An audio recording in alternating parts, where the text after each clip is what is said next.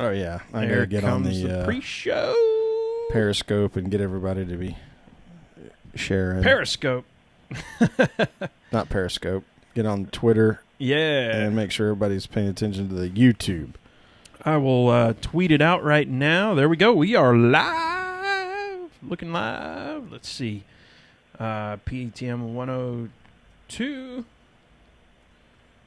with Nashville recording artist. Are we still saying Nashville? Are we saying Nashville? You're in Mooresville, right? I mean, yeah, but Nashville recording artist, that works too. Not many places to record in Mooresville yet. Okay, cool. Just checking.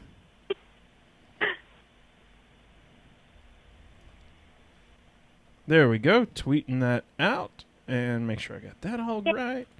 That is tweeted. Sweet.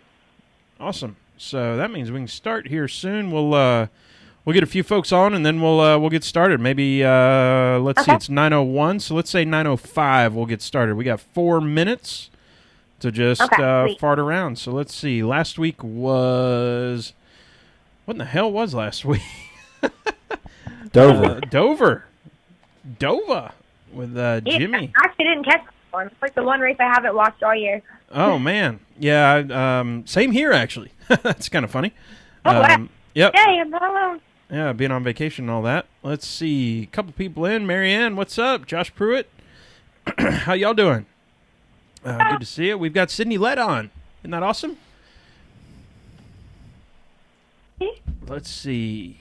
All right, that looks good. I just got to remember to switch over video once I'm once I'm going.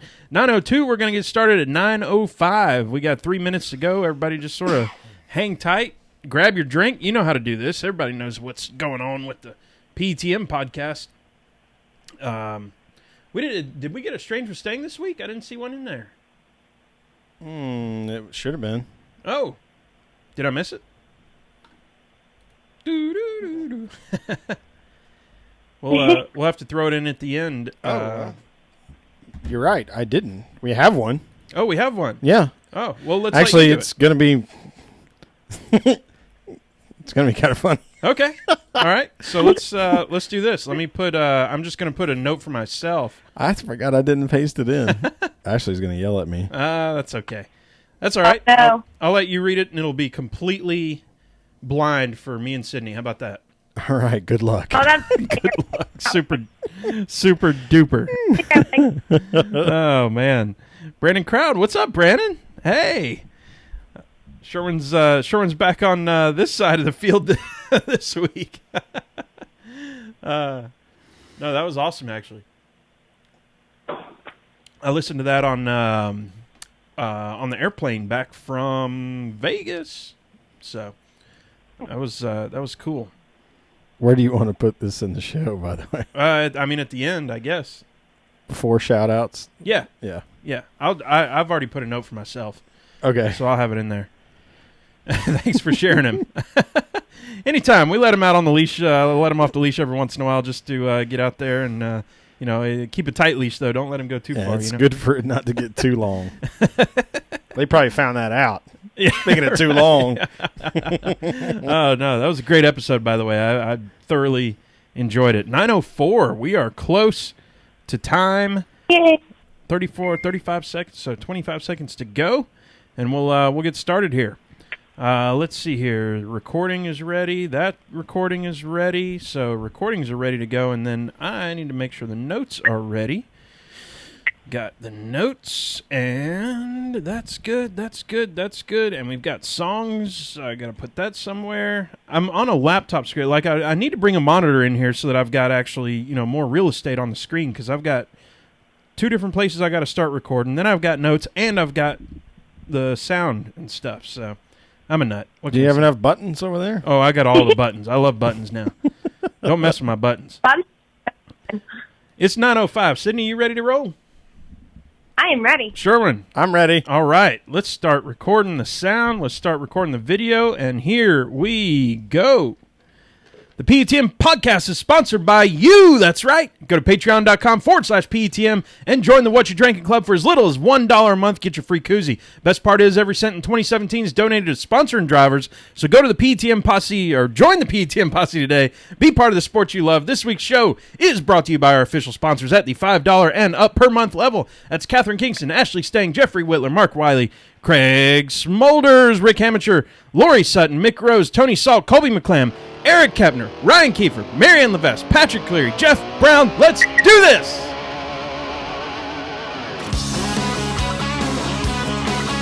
Y'all remember this one? Skew!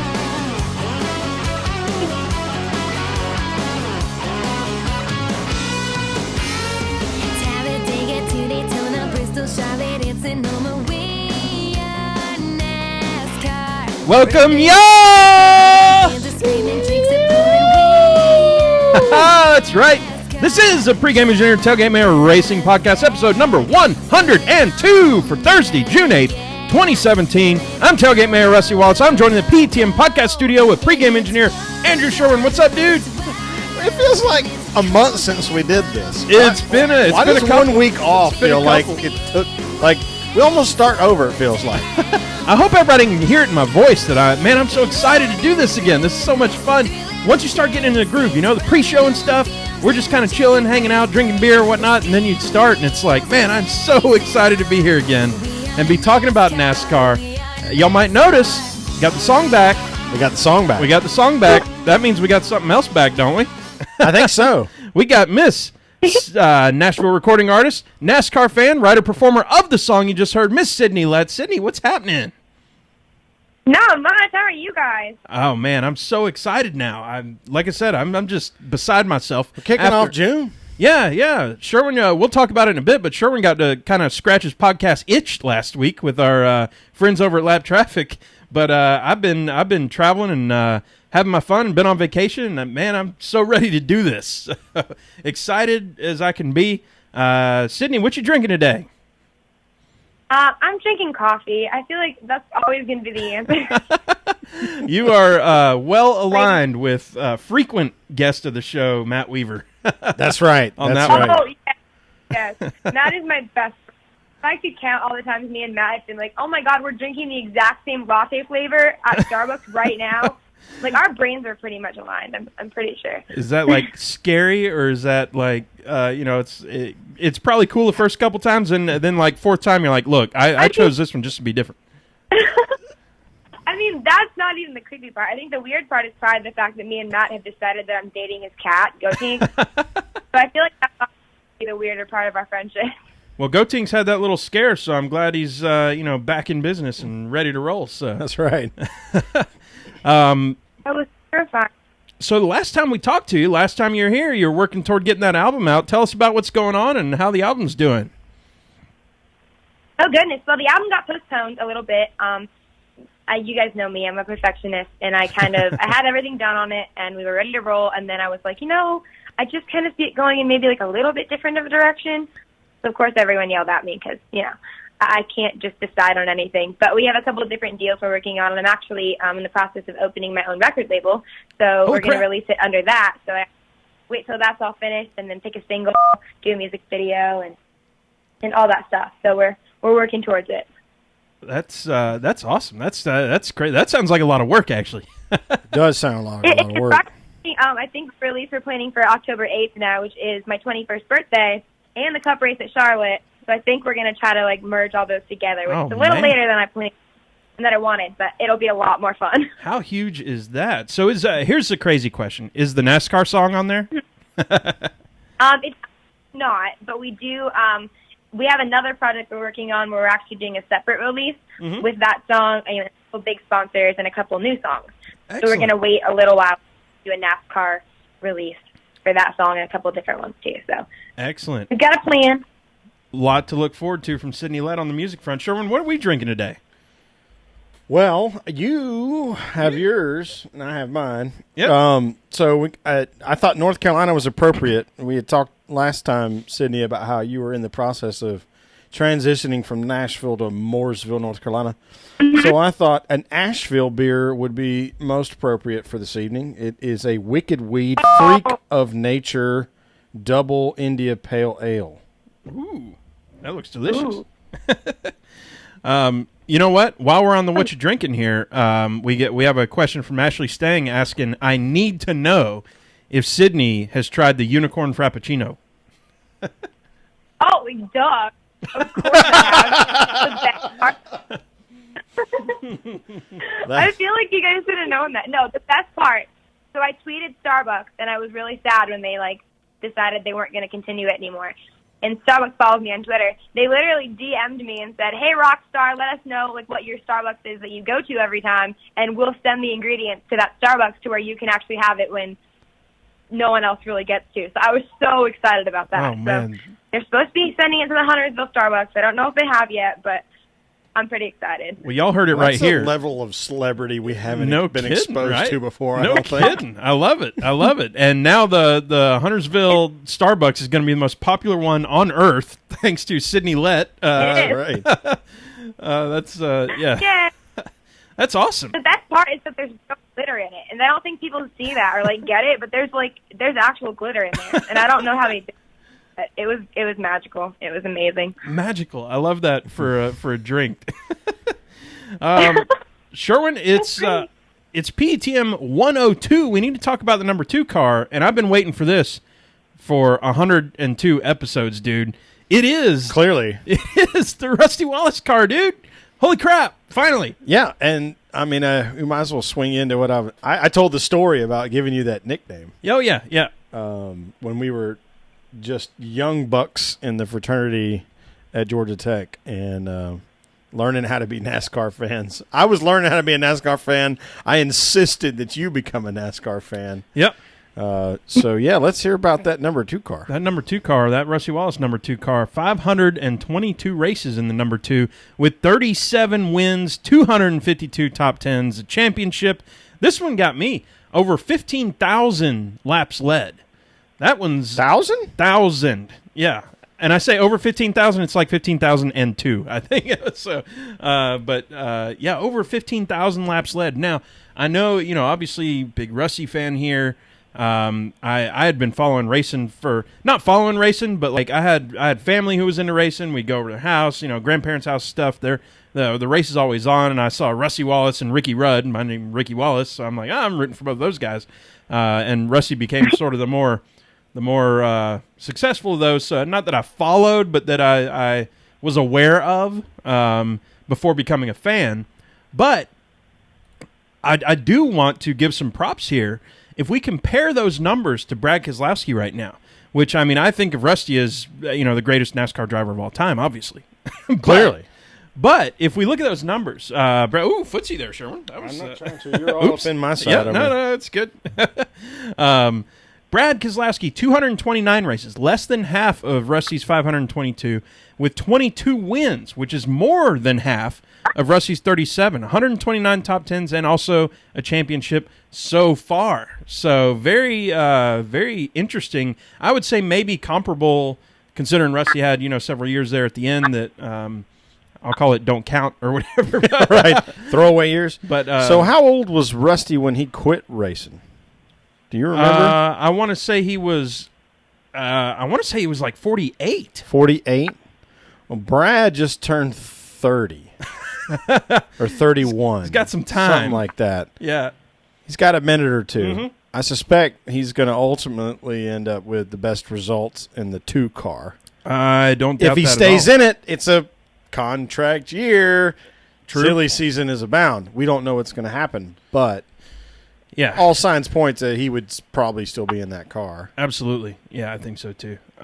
Just to throw some other numbers out there, the other winners in the number 2 car, Kurt Busch, if you remember, drove the number 2 car for a bit, 180 he dirty races. Kicked everybody's arse at Atlanta. Remember when he drove around Atlanta in reverse? Yep, I do.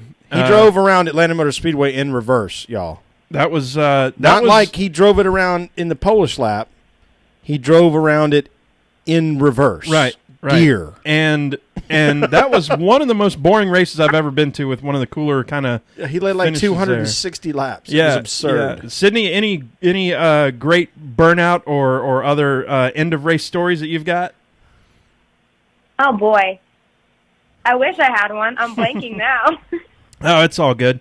We'll keep going on it though. See how Ryan, he won the Xfinity race, didn't do a burnout, and said he was going to save it and save his tires and pick up his crew instead of doing a burnout. Aha. So some other. I was like, come on, man, like show me what you got, bud. Let's go. Some other names that might surprise you here, Sherwin. Bobby Allison, 103 races in the 2 with 7 wins. This one. Is that in the 60s? Had to be. This one blew my mind, and I will either admit that I never knew this, and maybe everybody else knew it, or that I'm just an idiot, or this is like one of those obscure facts. Dale Earnhardt Sr., 78 races in the number 2 with 6 wins. How about that? Yeah, his first championship was in the 2. Well, there you go. That's why everybody else. Rod Osterlund Racing. Rod Osterlund. Very cool. Yep. Bill Blair, 78 races, 3 wins. Jim Paschal, who we've talked about on the show, 31 races, 1 win. Tim Richmond, 25 races, 2 wins. There's no wins in the 02, but there's some notable names there. Mark Martin, Hermie Sadler, and Ryan Newman have all run in the 02 car. That's interesting. Yeah. So some crazy And ones our podcast alumnus, Austin Hill. Austin has Hill raced the 02 truck. Yes, sir. Excellent. So 02 and number 2 abound. I was telling Sherman before the show, I could have done a whole show on the number 2 car with the number of names there, the number of legendary guys there. We've just gone through the winners and stuff. I would probably bore everybody, and Sydney would fall asleep on the other end of this phone call. Yeah, Brandon Crowd from Lap Traffic could have written a dissertation on the number 2 car. It's been about 348 pages. Oh, man. Giving him some crap. We love those guys. Got the Triple Crown. Well, the end of the not Triple Crown going to happen, but the end of the big races. Third leg of the big horse race series. Yeah. Sydney, you watch any horses? Do you watch any? I have not actually keep up with that much. That's okay. pretty much my only. I like to because it gives me a chance to drink some sort of exotic bourbon drink that I wouldn't normally drink. True. Well, it's kind of like, so at Kentucky you start with the mint julep. The mint julep, yep. And then you go to the second race, and what's their drink? Black-Eyed Susan. Yeah, it's one of those that I say, it doesn't matter. I'll just drink another mint julep. I actually made I made a real one this year. Oh yeah. It's orange juice, pineapple juice, vodka, and bourbon. Okay. Well, that sounds okay. It actually tasted pretty good. Oh, I'm in. Belmont Steaks. What's the drink for Belmont? It's called a Belmont Jewel. Belmont Jewel. It is more like a Bahama Breeze. Okay. So with bourbon. Make a real liquor Cranberry juice, sherry, and bourbon, and orange juice. So, Sydney, what's your? Well, I mean, you said you're turning 21 in October, so yeah. What's your favorite virgin cocktail? On paper, what sounds like the most attractive drink in your opinion for watching the horse racing?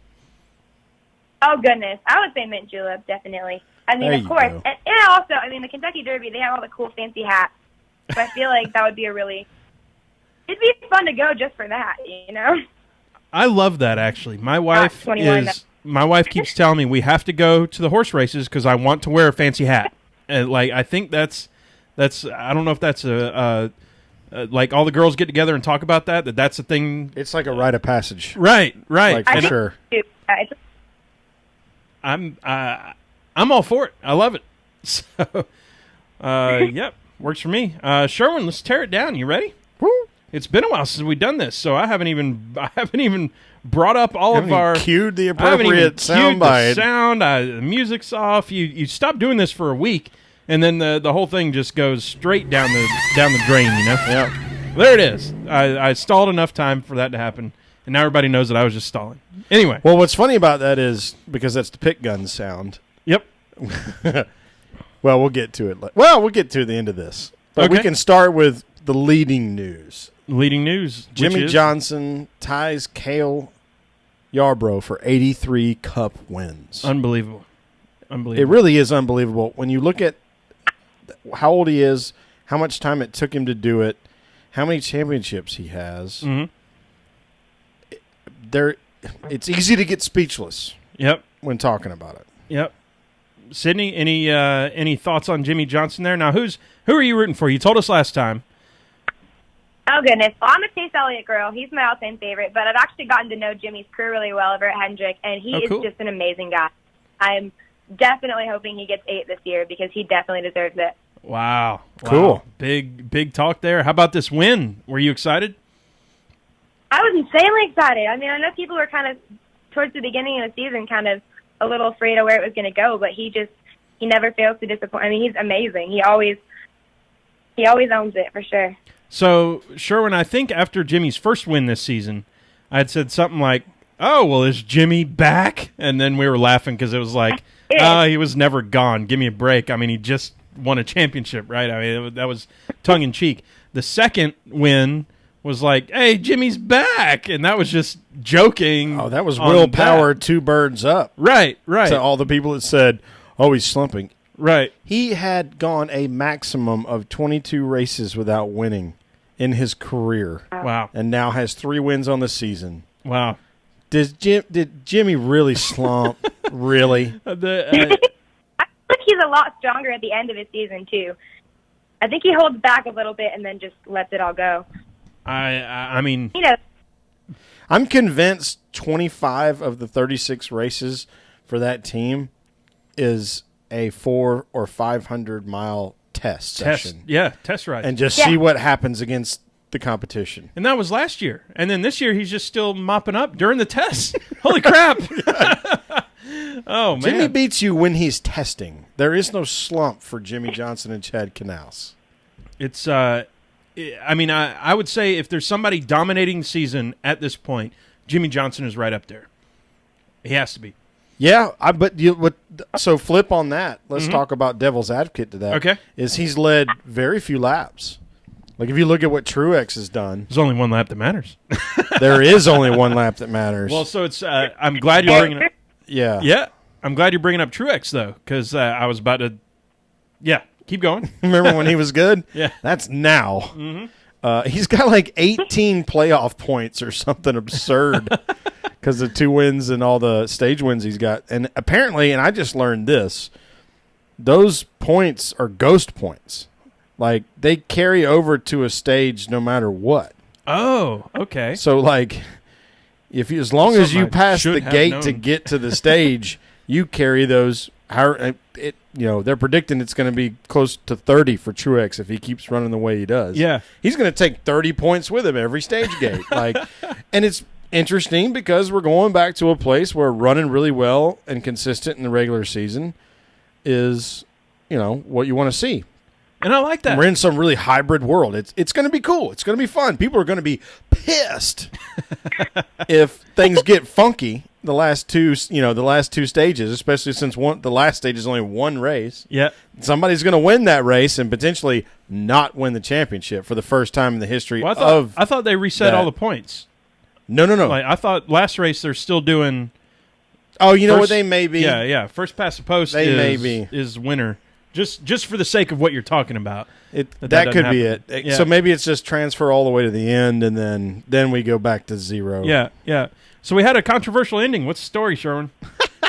Considering I was on an airplane that did not carry FS1, among the things now, I shouldn't be. I think wasn't this a Louis C.K. joke or something? Like I'm in a chair in the sky, and I'm upset about the technology that's going on. I should be just amazed that I have the ability of flight here. But I'm looking at the little satellite TV thing on the chair in front of me, going, they don't have FS1. I can't watch the race. Dadgummit. Well, I'm gonna throw a spur at you real quick, and we get right back to racing. But I heard today Joe Rogan say on one of his podcasts that we only went 50. We didn't even go 50 years. We went 40 years in between inventing air travel to where we were dropping an atomic bomb out of an airplane. Good Lord.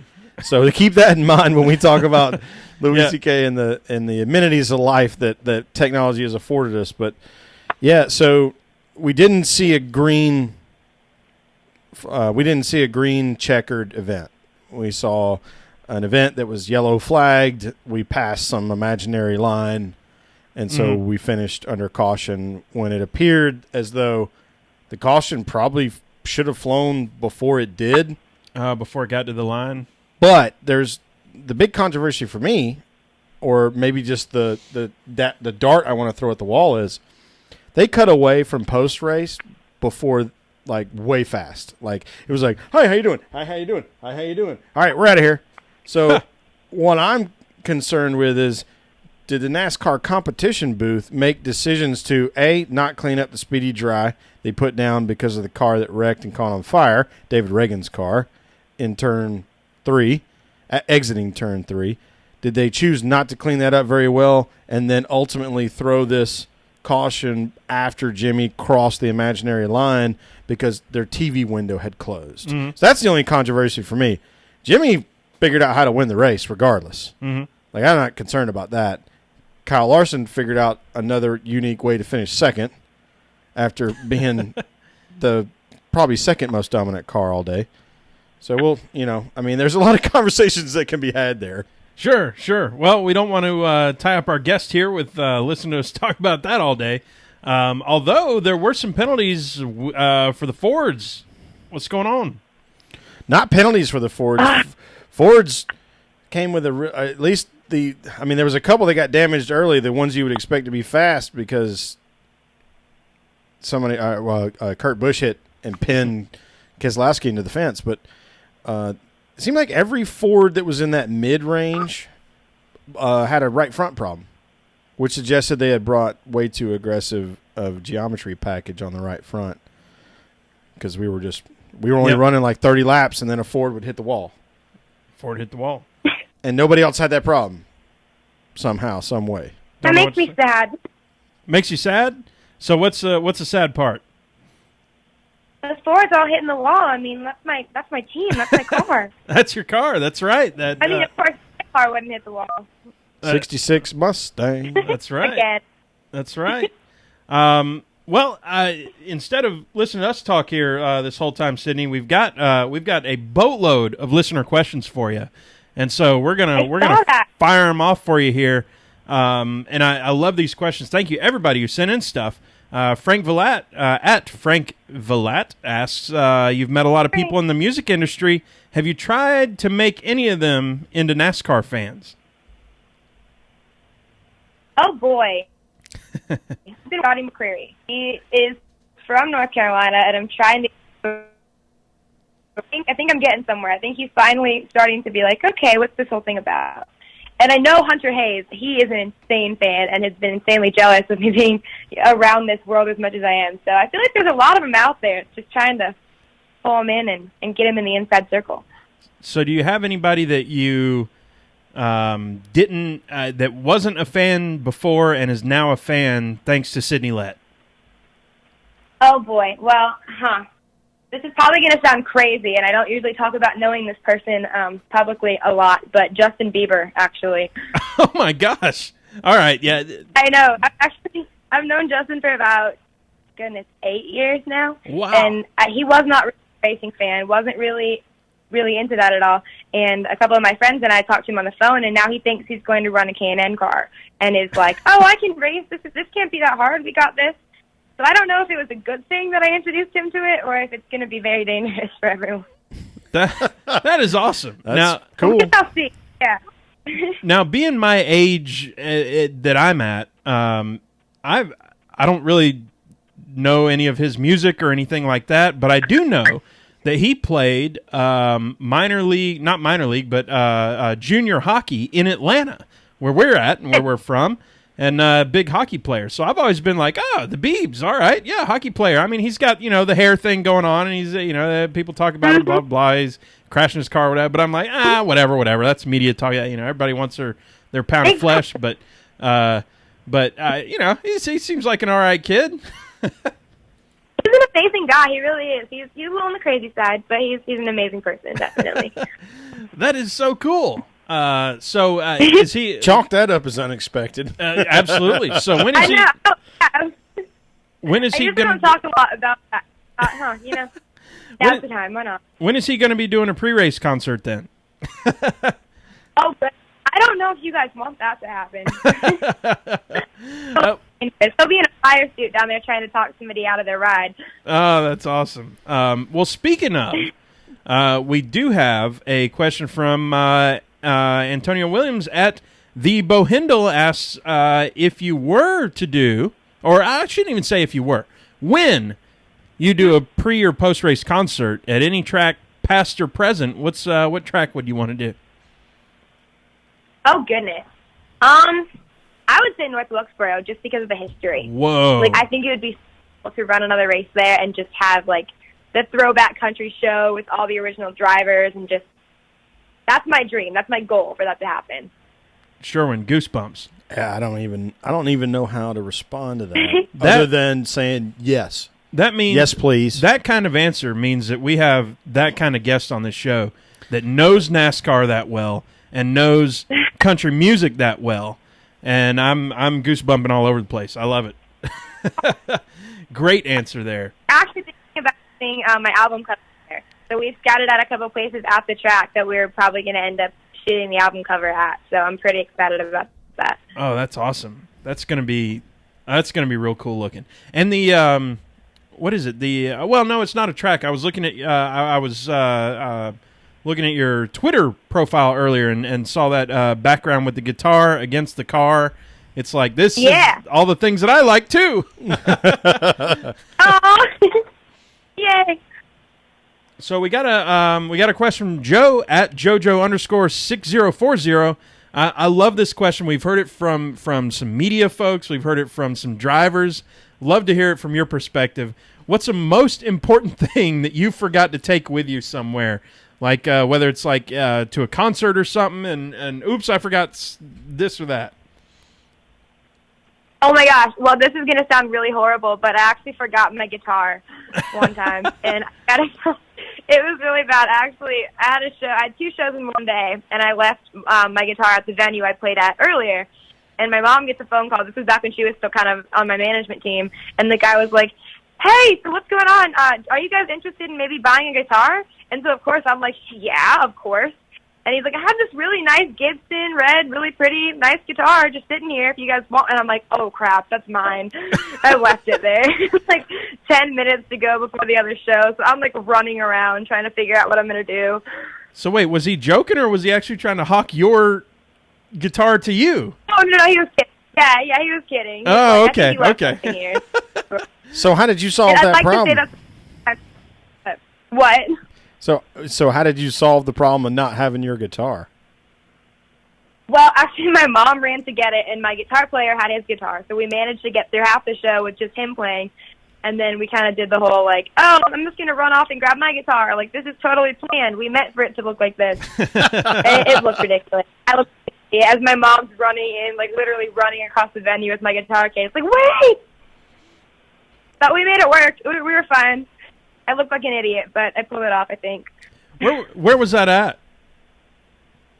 Oh, goodness. That was, I believe, back in Iowa at a county fair. Was it a county fair show? County fair? My mom's over here. I think it was one of those shows. Pretty sure. That's awesome. We got another question. Oh, yeah. KK at BookK14G, who you've already said it, your favorite driver in the NASCAR series. You said Chase Elliott's your man. Have you met Chase yet? He is. I have met Chase. I met Chase, 4 years ago. I used to sing the anthem at Iowa. Oh, wow. He had to be like 12 years old or something then, right? Hey, I was 14. Come on. 15. I was 15. But, yeah. So that's how I met Chase. He was actually the first driver that I really got to know and follow. So he's an amazing guy. I met his family, know his sister really well, and they're really great people. That's real cool. How about are there any like the Beebs? Are there any truck drivers or Xfinity drivers that you know that we or that you're buddies with that we haven't talked about yet? Oh goodness. Well, On the Xfinity, I'm going to go with my JD Motorsports guys, Garrett Smithley, Ross Chastain, and Harrison. They're my boys. So that's who I'm looking for in that series, definitely. Now, how did you meet them? Oh, goodness. I've known Ryan Bell forever. He's like my big brother. So over the last few years, I've gotten to know them really well. Been at like every race with them. I actually got to go out and do a little mini photo shoot in a fire suit with one of the cars. And we're talking about maybe breaking into racing at some point too. So we'll see how that all goes. All right. I love it. Full foreshadowing for a question we might have later. So has anybody in that crowd been sprayed down with Flex Seal? I feel like it's probably happened. I feel like, yeah. And if it hasn't, I can make it happen next time I'm at the shop. I'll get a video camera. I'll grab Garrett. We'll go. We'll make it happen. I'll pay for the Flex Seal. That'll be funny. I'll buy the Flex Seal for sure. We've got a question. I got you guys. Sorry. So this one I think maybe you'll only know. It's Emmanuel at Emmanuel. That's a lot of numbers. 135-919-838. Oh wow! If that's a phone number, then I've just said it. I don't know. I remember this before. He asked a question last time you were on. He says, "Am I still your Indiana boyfriend?" Oh my goodness.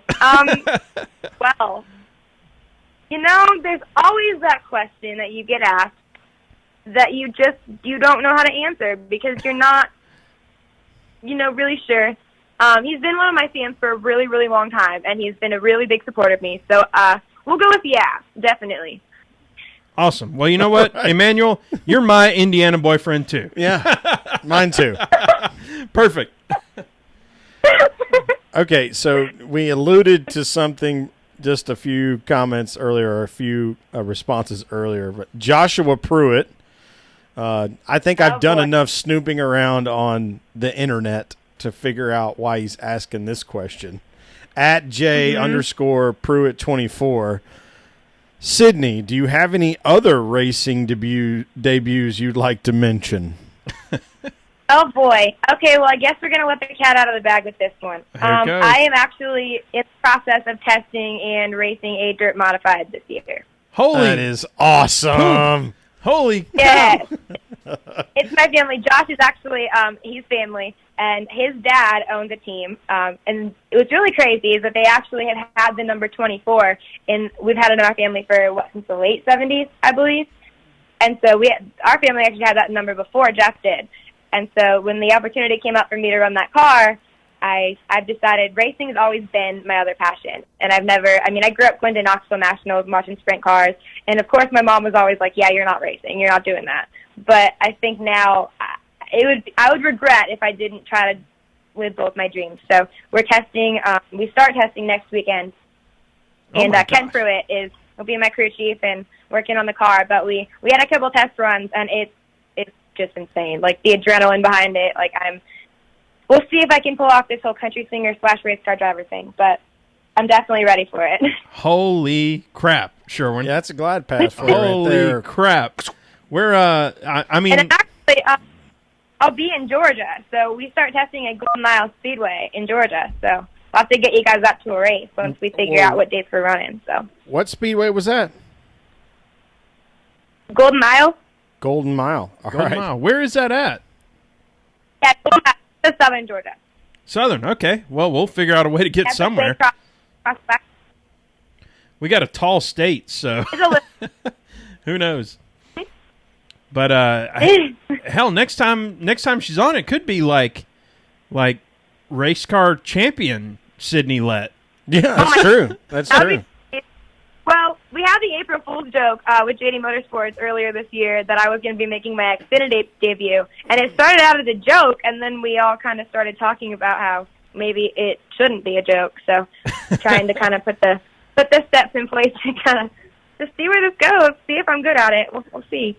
I love it. Living the dream. That is awesome. Very cool. That is awesome. It's a little scary. Obviously, if I finish dead last, we never talk about it again. But gonna aim higher than that. Then you had the opportunity. It's learn something finishing last, though, right? I mean, that's all you can ask I'll tell you one thing I've never done is sing a country music song in tune or drive a race car good enough to be on a track. So seconded. yeah. Now I can drive a race car real bad, and I can sing a country tune at the top of my lungs. Real bad. Yeah. Yep. But well, then you're already winning. Oh, well, there we go. I mean, we're at least trying here. Exactly. There you go. Shorn, it's time to gas it up. Where are we going? What's the deal? What's our story? Tricky triangle. A tricky triangle for the first time in the next 6 weeks. I think there's a lot of people that balk about that, how close they are together. And I think there's people that don't really like Pocono for what it is. I don't know. Sometimes maybe it produces a boring race. I don't know. I just love how unique it is. Yes, that's what it is. I can't get over that. Like, I mean, it took 5 years of not great racing at Loudon before I was like, all right, maybe we should try something different there. Yeah. Pocono, I'm not ready to give up yet. I love what's going on at Pocono. No, sir. Sydney, have you been to Pocono yet? I haven't. That's one I definitely at some point, though. All right. PTM, like convoy. We're doing a road trip. Yes, convoy. We'll come through Huntersville. We'll get you. We'll get Weaver. Yay! Yeah. We'll grab. Of course. Who else? On the way, we'll stop in Blacksburg, and we'll get what's her name? Trisha. We'll get Trisha in Westfall. We'll grab her up. Sounds perfect. And then we'll meet Deputy Robert Hines.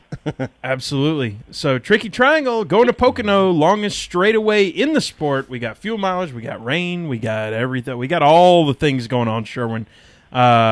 What's your big story? Well, is it the 9 million pound pink elephant in the room over there? Yeah, I think we need to talk about that. Your like orange and black and white Roush Fenway number 6 Xfinity race car hat. We were talking in the pre-show. I couldn't decide which hat to wear, whether it be my Zion hat, which I am wearing. That's where we went on vacation, or my number 6 Roush Fenway Bubba Wallace hat, because that hat's fixing to be vintage, Sherwin. That's right. Bubba Wallace in the number 43 Richard Petty Motorsports Monster Energy NASCAR Cup Series race car. Holy crap. Woo! Sydney, are you a Bubba Wallace fan? I am. I've actually gotten to know Bubba last year, so he is amazing. When I found that out, this is a long time coming. He's deserved to be in Cup for a long time, so I am extremely excited for him. Well, we've been Bubba cheerleaders since we figured out who he was, so we're very excited as well. Absolutely. And, he'll be running with his buddies. What was that? I said he'll be running with his buddies finally. He'll be chasing Ryan, which I know will be great for him. Absolutely. That's right. Yep. And, I mean, with the last name Wallace, I mean, I had to like him the first time I heard him. And then, or I heard of him, and then I found out, he's also a cool guy, and he's a great racer. I love this guy. Well, and he's also a Wallace Jr. Yeah. So you share I've suffix with him as well. Even a suffix, yep. I met him, and y'all, I'm telling you, I'm not a starstruck person. It's cool, all that. And as soon as I walked up to him, I was just blabbermouth, just hi, hey. It's like, dang it! I even like scripted what I was gonna say, and I was gonna be cool. I was gonna be a cool guy. He was gonna like me. We were gonna hang out and drink beer, but right up until you weren't. Yeah, I was a total moron, and got my picture took with him at least, and that was cool. So thank you, Sherwin, for that. All good. So, man, I actually know Bubba Jackie really well too, and she is amazing. She's funny. Oh, that's so cool. Good. That's so awesome. Cool. I can't be more excited about Bubba Wallace. And hey, props to you. Last week on the Lap Traffic podcast, that was one thing that you brought up as even like a why is Bubba not running in Cup for and really it was more to fill in. But yeah, why wouldn't you get him a start? So right. I feel kind of smart right now, but maybe just mostly just happy as a fan that it's actually happening. Yeah. So really cool, really excited to see what happens there.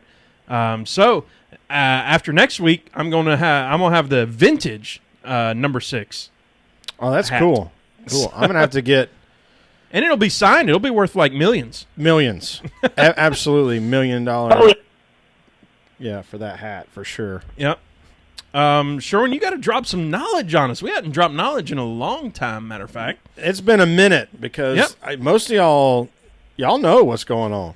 Mhm. But I heard something on a podcast this week asking about what's the craziness about Pocono? Why are there 3 corners? What's the significance of that? Why did we do that? Well, and so as the NASCAR fan, maybe knowing a little bit more than the average NASCAR fan, but still, I'll call myself the average NASCAR fan. I would say I know that Pocono, the 3 corners are and the straightaways really are based on 3 different tracks. That was the whole point, and I know one of them's Indy, a 90-degree turn that's fairly flat for Indy. But you're about to tell us what the deal is with the rest of them.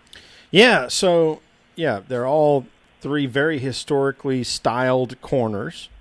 Corner number 1 is styled after Trenton Speedway in Trenton, New Jersey, which is long since not been raced. You could have given me a million guesses with a gun to my head, and I'd have just said pull the trigger.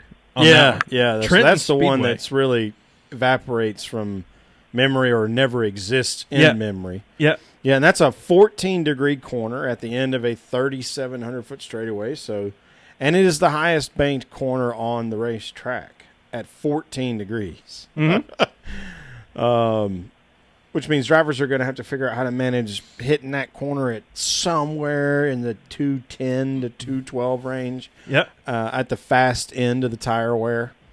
And then they'll head on down the medium straightaway. Yeah. Till they get to the Indy corner, which Indy is corner? not quite an Indy corner. If you look at it from Google Maps, it's not quite a straight 90-degree, but it's pretty close. Yeah. But the banking is the same, and it's a no-lift corner, as Bubba Wallace said on Race Hub tonight.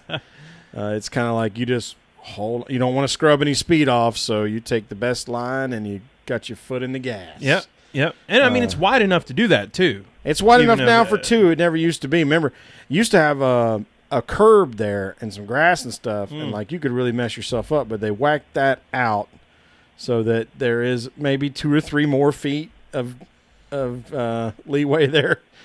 And then you head down the short chute to the Milwaukee Mile corner. Milwaukee Mile. Which is used to be, I didn't realize this, but I mean, we've seen Xfinity races and IndyCar races on the Milwaukee Mile.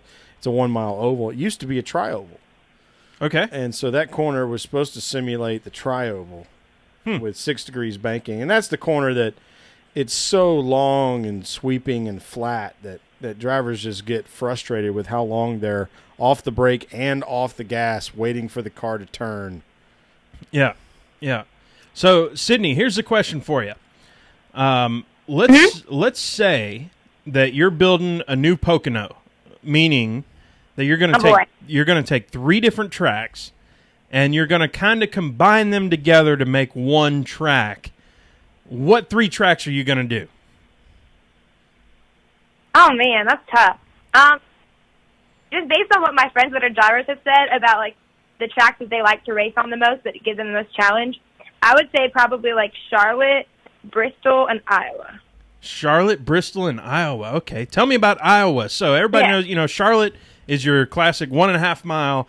I mean, people call it cookie cutter, but every time we've talked about it, sure, and if you go to those tracks, they're so different. Charlotte is unique in its own right. Yep. And definitely. Bristol, obviously, the half mile. I mean, it's the Coliseum. Concrete, too. Yep, concrete deal. Tell us about Iowa, the people that you've talked to, why that is the one of the more challenging tracks. I guess it just has its quirks. I guess there's so many different places in the track where it's different and challenging for them. And all I know is that every time I've heard any of them mention racing it, they're all terrified. I'm like, come on, you've raced Bristol. Like, it can't be that terrifying. They're like, no, it's different. And they all just get this look in their eye. So I don't know, like, what the inside secret is or what the joke is or if they're all just trying to freak me out. But I know there's something to it that they all just are freaked out by for some reason. So it'd be funny to see them on those 3 tracks together, somehow combine the 3 and see what they came up with. I like that. Sherwin, what do you know about Iowa that's eye-opening to me? I like this. I didn't realize. I mean, obviously, it's a very abrasive, a very old surface, so it produces some really awesome racing. Mm-hmm. The ability to pick and choose different lines based on the way you like to drive a car and the way your tires are wearing. Mm-hmm. So that's probably all I would know as a fan why Iowa might be an interesting, challenging track. Mm-hmm. All right, Sherwin, your turn. 3 tracks that you have to combine. We'll say some turns to put together one big track. What's your Pocono? So is it 2.5 miles still? You can do whatever you want. But it's only 3 turns. Like there's no question mark turn 4 thing. I'm trying to leave this thing open ended. Yeah. I hear you. Well, I think what I'd like to see is them mix and match surfaces. I'd like to see one of the corners be high banked concrete, mm-hmm. And then a medium banked asphalt, and mm-hmm. then a low banked concrete. So okay. If I was going to say what I really wanted, let's say I want to see an Atlanta corner, I want to see a Martinsville corner, and I want to see a Dover or a Bristol corner. Okay. I like it. I'm going to go total insanity here. Okay. All right. So you're coming across start-finish line. The first thing that you've got to hit, now I'm biased here, is Atlanta's 1-2. I love Atlanta's turns 1 and 2, and the lines that there are there, and who's going high, who's going low, and what's coming around there. I love that. All right. And that's fast. So you're going fast. You're all up in the gas, right? Super abrasive asphalt surface with a lot of banking. Time to throw down the brake pedal because we're fixing to turn into that last turn at Sonoma that is a 90-degree the hairpin. And by the way, it goes uphill after that. Yeah, the carousel. Yeah. They call it. Was it Tony Stewart, Denny Hamlin corner? Oh, body slam. Yeah, body slam win. corner, and then. Before you get to the start finish, or before you get to the start finish, one more corner. We're going straight into the dirt corner. So Eldora corner, dirt. Oh yeah, it turns right into dirt. You better slide that thing around. So turn left to turn right. Old school Daytona. Yes. Right, you run 2 miles down the sand and then 2 miles down the asphalt. Yes, sir. Or Highway 1. Yes, sir. So we're going complete insanity with the high speed ultra bank turn 1 and turn 1 we'll call it because it's a full turn there. Then we're doing a hairpin. We're coming back to the dirt and right back across the start well, if we line. were calling NASCAR what it is, Pocono actually has 5 turns. 5, 6. There's entry and exit in 1. There's just the Indy corner. Yeah, and then there's entry and exit in 3. Yep. So there's really 5 turns. Yep. Sydney, what's your upcoming plans for attending races? Oh, goodness. Well, I know I'll be for sure at Charlotte in October, but with the shows that we're trying to put together, with my testing with my dirt car now, I'm actually not sure which ones I'll be able to make. So I know I'll be at the Iowa K&N race, and I'll be at the Iowa Xfinity race. So for sure I know I'll be at those 2, but I don't know. I don't know what's going on yet. Are those the same weekend? No. Okay. I believe the K&N race is the end of July, and then the Xfinity race is the end of this month, I believe. But my schedule, it's crazy. Trying to balance, doing shows and then testing the race car. It's I don't usually even know where I'm going to be the next day. So I'm hoping to make it to a lot, though. I was at a lot last year, and I missed the track, definitely. I think this is going to be our record year for a number of races that we're going to, Sherwin. Yeah, I think so. And I can't be any happier than I am about it. So, what can I say? Looking forward to meeting some people, shaking hands, kissing babies, all that sort of stuff. We've talked about it a few times, but Sherwin, last week, lap traffic, you've cheated on me a little bit. I did a little bit. That's right. That's right. I just leave on a personal trip, and Sherwin just goes off and cheats on me, and joins those boys over. You can't leave a dog under the porch. Joins those boys over. I can't even do it. Over at Lap That's Traffic. a Ron White joke, by the way. We appreciate them taking him under their wing and had a blast there. So that Brandon Crowd will write a show sheet. I tell you what. Oh man, Somebody got to wrote a damn dissertation. Oh, man. So a lot of fun. Hey, we're going to be at Eldora, and those guys are going to be at Eldora, aren't they? That's right. It's going to get a little bit wild and woolly at Eldora. A little sideways. We've got, we're already booked on the plane flying into Fort Wayne. Yep. I think we still have to figure out the rental car. We'll figure that out. Yeah, whatever. But we're going to be hanging out with Julie Bosley. Yep. And Julie and Mike. Yep. And Brandon and Tony. And there's going to be a podcast. Who knows what it's going to be? Simulcast. So here, I'm calling it right here. We need a bet. We're going to be all together. We need another bet because the last time we had a bet, I had to wear a Tom Brady jersey on the show. So I'm itching for comeuppance or something. And that sucked. Yeah, we got to. And the worst part is that I didn't give it back for a while. So here in the studio, the Tom Brady jersey was hanging for like 3 months. I damn near fought Rusty over that jersey not leaving the podcast studio. I thought it was going to be stole because I couldn't fight Brandon. Yeah. We got to have something. Let's think about that. Y'all send us your suggestions and everything. Sherwin, speaking of suggestions, funny suggestion from Greg Whited for what's the story? Well, so I told the story about how we were both in the same fraternity at Georgia Tech. Yep. And I heard about we had some pledge named Ricky Wallace, and so we know what happens after that. But he said, why don't you tell Rusty his new name is Rusty Rudd and let him learn that character? Ah, interesting. I like Miller Lite and Tide.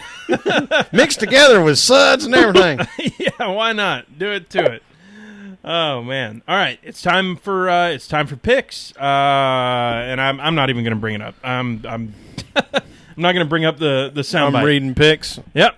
So we got. Picks. There's no drivers. We have a new one, by the way. We need to grab. There was one recently that was really good. Okay. All right. So last week I made picks on lap traffic, as we mentioned. I was on their show.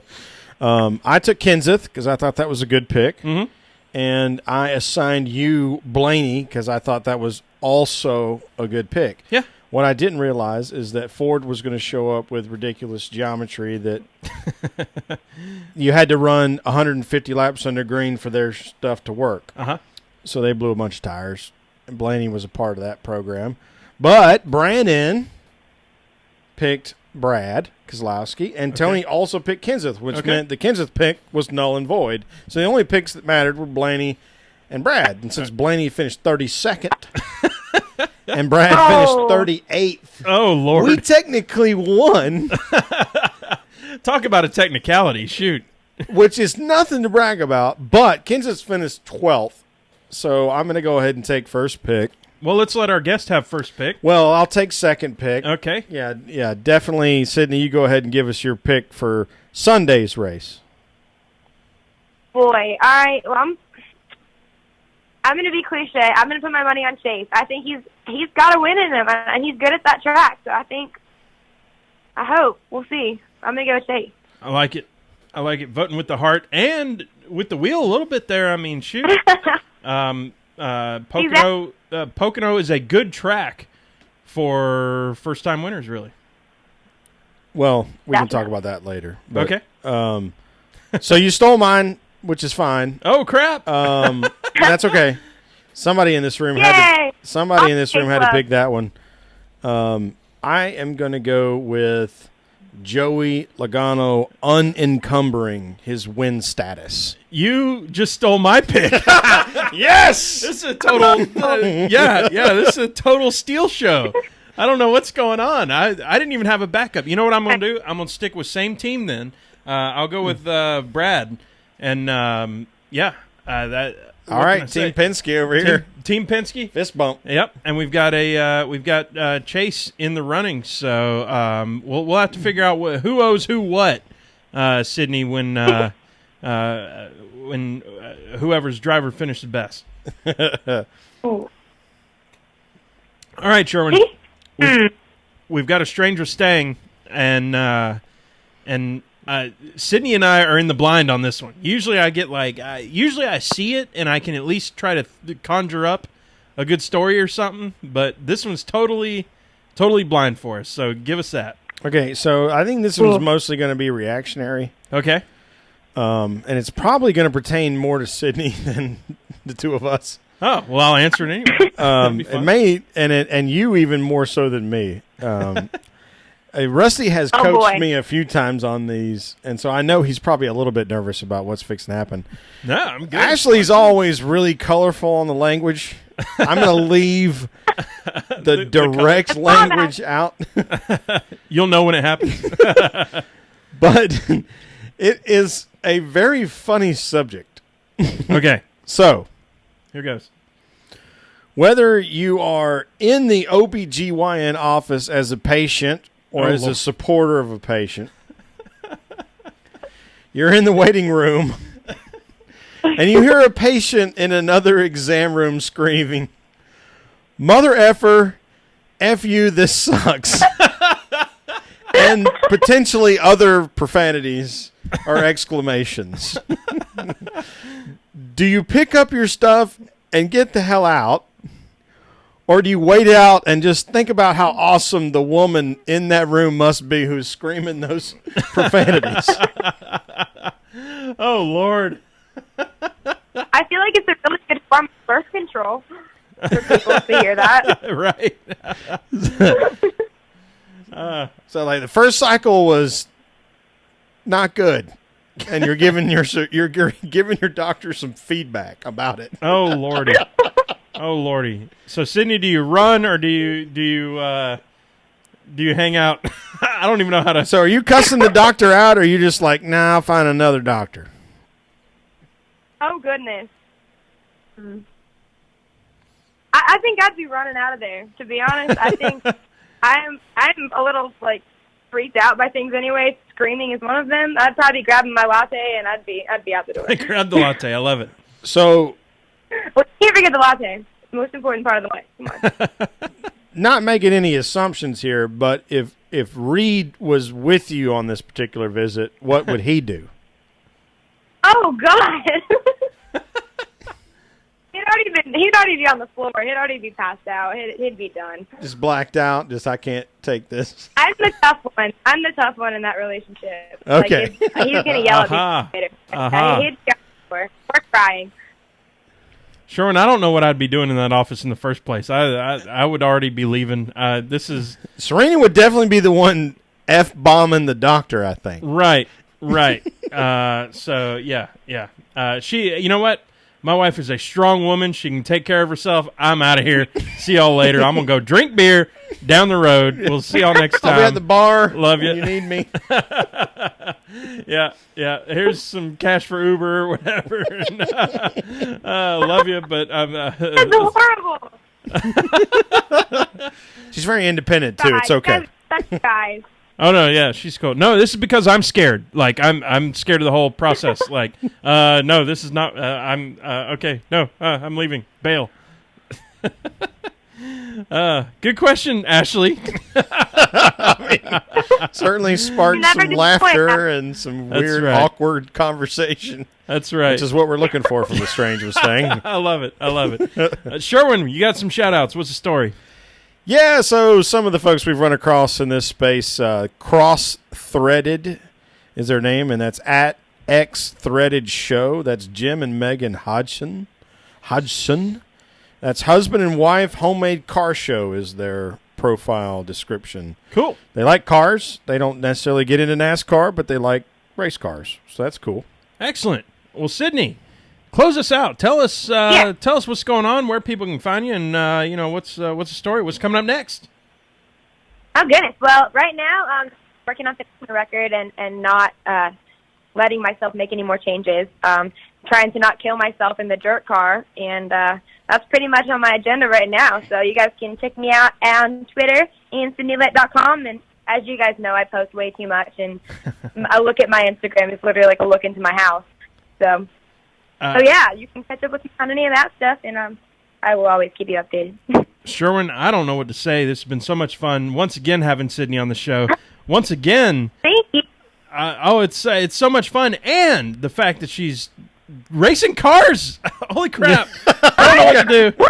I don't know what to do other than awesome. It's time to close this thing out. Oh, I brought that up quick.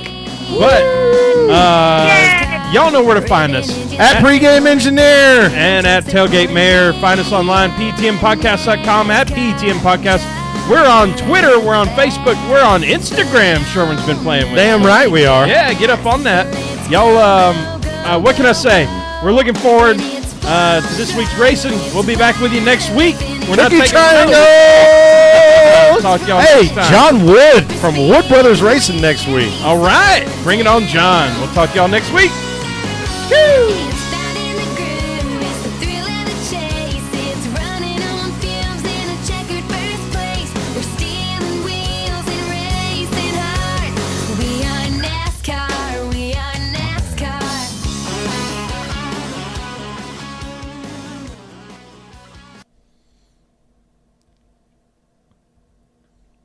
Is Sydney still there?